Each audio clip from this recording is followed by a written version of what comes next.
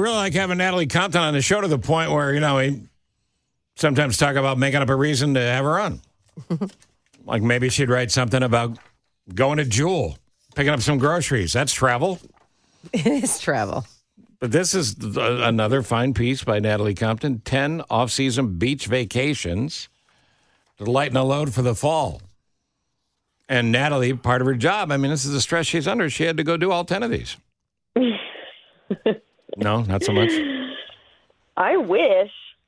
How many did you go to? How many of these beaches did you have to go to?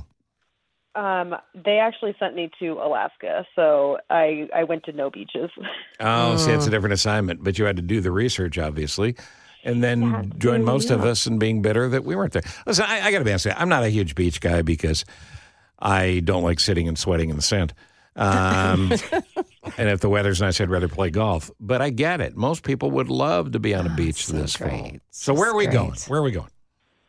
So I think after this very busy summer travel season, a lot of people didn't get to go to their preferred summer travel destination. So that was really what we were thinking. If you didn't get to have your dream summer, it's still hot in September, even going into October, and in a lot of these places year-round. So we were recommending, we talked to a bunch of travel planners, travel advisors on where they send people in September and October, and we had things like southern Portugal. Normally in the summer, that's super crowded. In September, you can still get beachy weather and less crowds.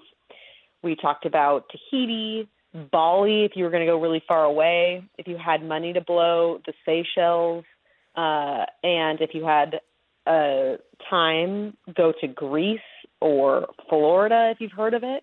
So lots of different Not familiar with options, whether Florida. you wanted to go domestic or international. All right, so these are all places that have, as you said, suitable weather for the fall.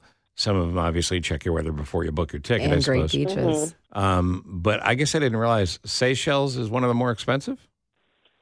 Yeah, you're going really far away, and a lot of the places that you're traveling to are going to be expensive hotels. So if this is like your honeymoon, your Jay-Z and Beyonce kind of vacation. But some people have done it on a budget, and I believe in you if you want to try. I don't think you do, based on your tone of voice. But how many people have done the joke about seashells from the Seychelles, right? The first time they get on the plane, I brought you seashells from the Seychelles. So what is the most economical, reasonable, regular people could pull this off, and it's not Florida, of the places that, you want to put it together and you want to go somewhere big? Where would they go?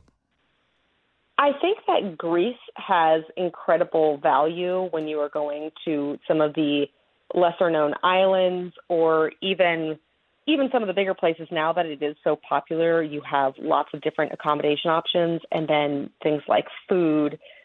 Your excursions can be totally affordable. So because Greece got so popular, we're seeing lots of flights there. Set your price alerts and see about some deals going that way. If you wanted to do something on the more special side, places that didn't make the list that are also super budget friendly and hot and sunny and nice. Mexico, always a great idea. If you're not going to some of the places that are hurricane prone this time of year, you can get lots of sun and delightful, affordable food and fun.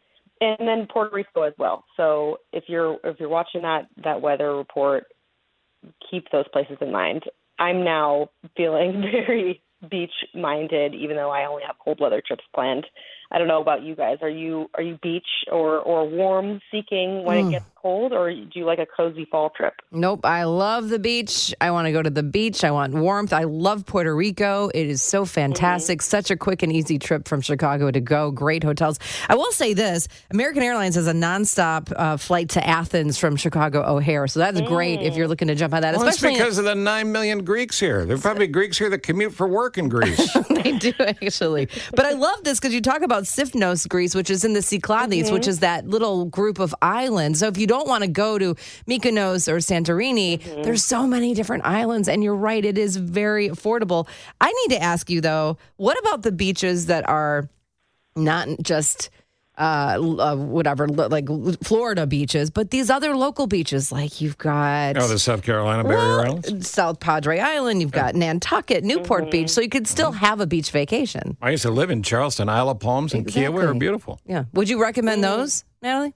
Yeah, absolutely. I had a travel advisor who was going on and on about how fantastic South Carolina barrier islands are for this time of year and how often her clients are talking about sending people abroad. And she's like, well, I have something that is much closer for you that will also be spectacular. So Kiawah for sure.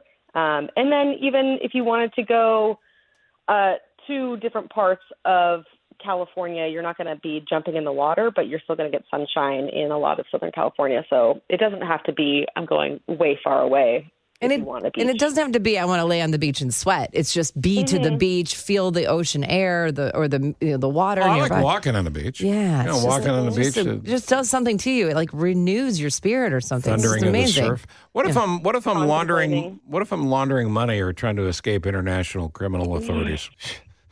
Yeah. I mean, would you go Bali or would you go Tahiti? I mean, where are you thinking? If you had the budget, Bali is one of those incredibly special places that is so magical. It made me quit my job in 2014, I think it was, and I decided I'm coming back to this place and staying for 2 months.